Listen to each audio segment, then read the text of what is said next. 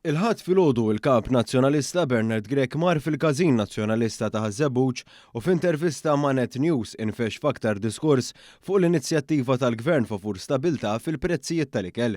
Huwa qal li bit-tielet patt soċjali fl-aħħar snin il-Gvern qed ineħħi it-tfarfir taż-żeba' u dan qalu b'referenza ċara fuq l-inizjattiva li ġabet stabilta fil-prezz ta' aktar minn 400 prodott essenzjali tal-ikel. Qed jipprova jikkumbatti l-problema tal-umdita ġoddar. Inaħħi t-tfarfir taż-żeba' u jerġa' jisboħ fuqu. Hekk qed jagħmel il-Gvern.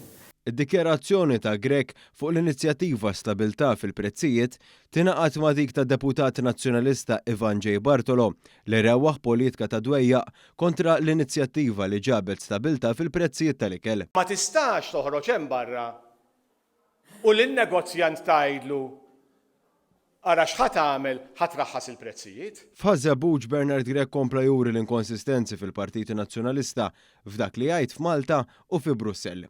Dan għaliex dwar id-Direttiva Ewropea bl-isem ta' Fit for 55 li se timpatta lis-settur tal-importazzjoni, jgħid mod f'Malta iżda l-istess Partit Nazzjonalista jitkellem mod ieħor dwar din il-leġiżlazzjoni fi Brussell.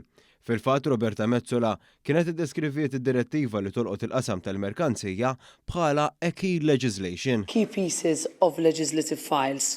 Dwar din il-leġiżlazzjoni li dwara il-Partit Nazzjonalista se jibqa' jilgħab logħob partiġan flok ifittex l-interess nazzjonali, il-Partit Laburista kien nota wkoll li l-oppożizzjoni tibqa' medija fil-politika tal-imoddi għax li tiġbed il-ħabel favur l-interess nazzjonali hi xi ħaġa li ma talmet tagħmel qatt.